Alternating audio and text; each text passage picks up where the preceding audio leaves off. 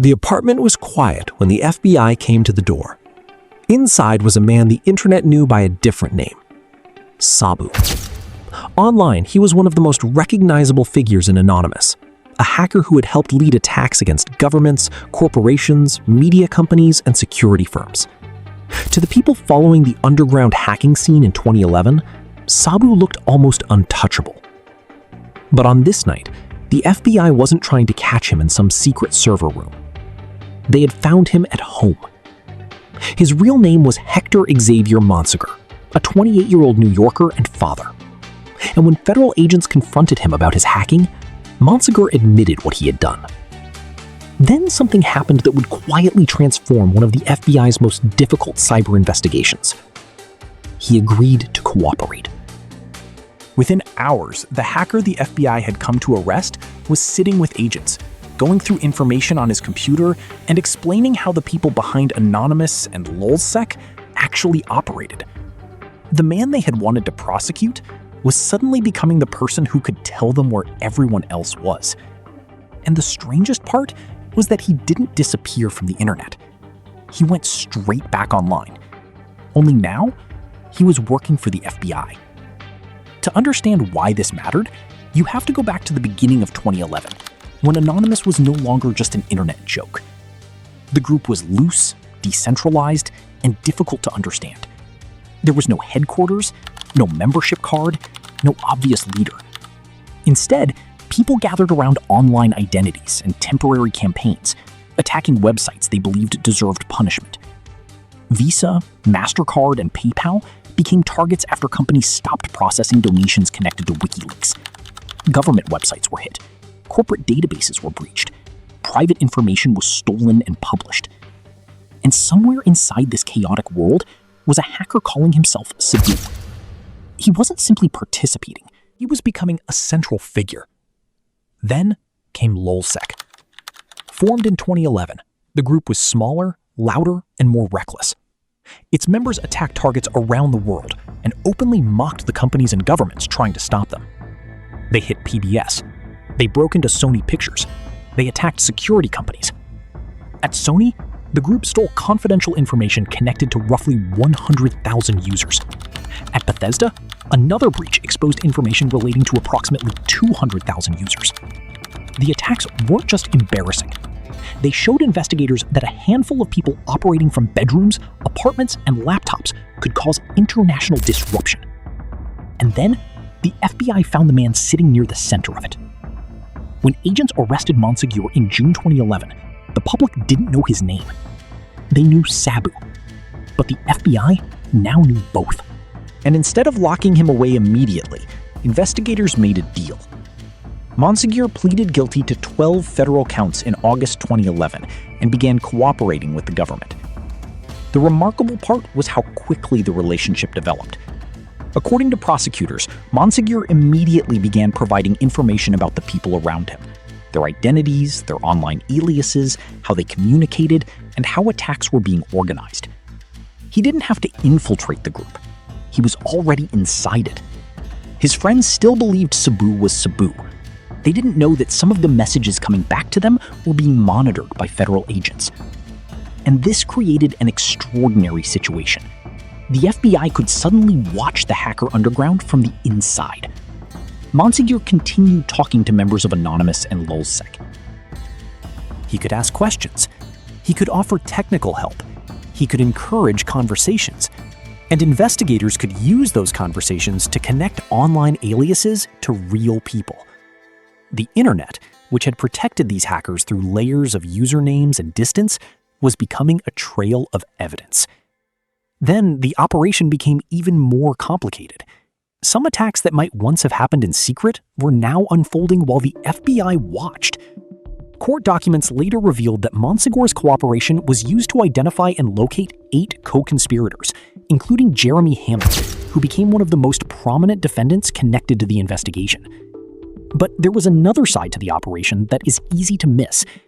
Monsegur wasn't simply telling the FBI what had already happened. He was helping authorities understand what was about to happen. And that meant the government's relationship with him became increasingly difficult to separate from the criminal activity it was investigating.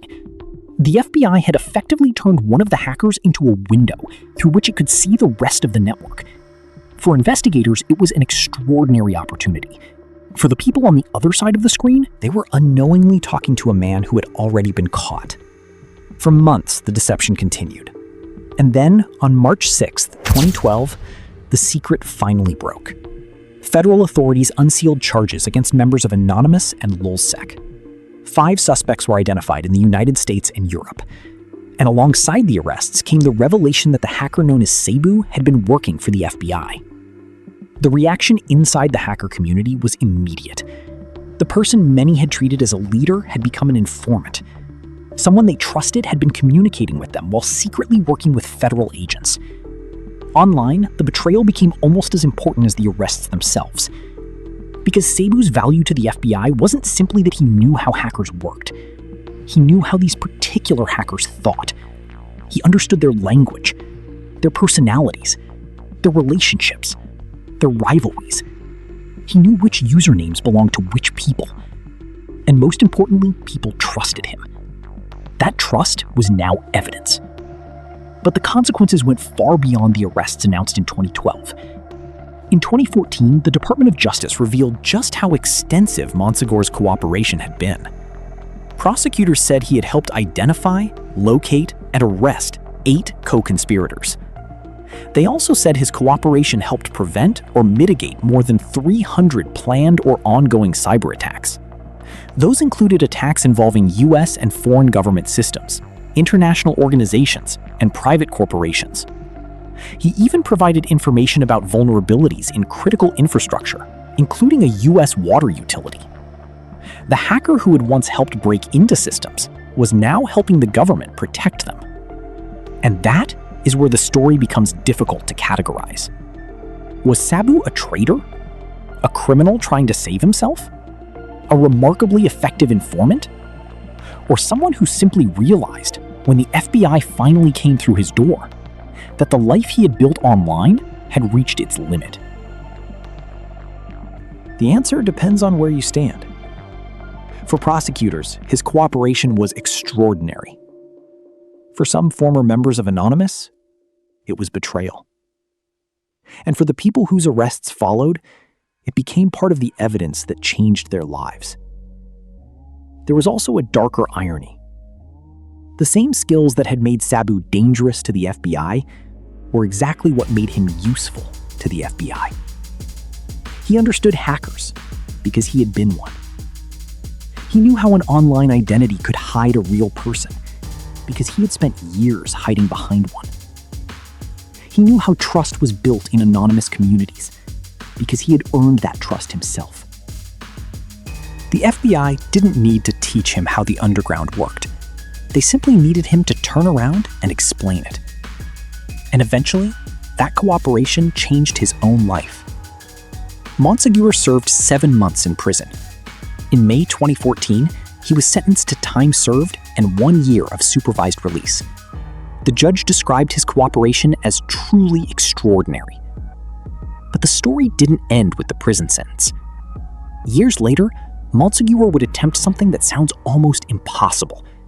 He would return to cybersecurity, this time legally.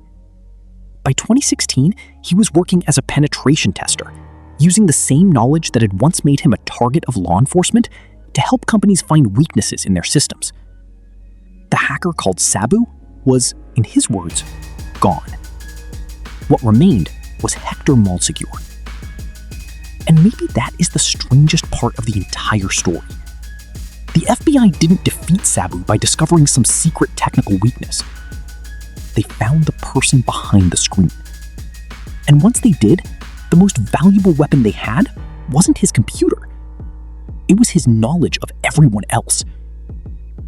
For years, the internet had given Anonymous its greatest advantage: distance. A username could be thousands of miles away from a real name. A laptop could become a doorway into a government network. A stranger online could become a trusted friend without ever revealing who they really were. But the same thing that made that world powerful also made it fragile. Because eventually, every anonymous network depends on trust. And in 2011, the FBI found the one person inside the network who could turn that trust against it. Sabu entered the story as a hacker. He left it as something far more useful to the people hunting him, an informant. Not because the FBI had somehow learned how to see through the entire anonymous internet, but because for a brief moment, they didn't have to. They only had to find one person who was already inside.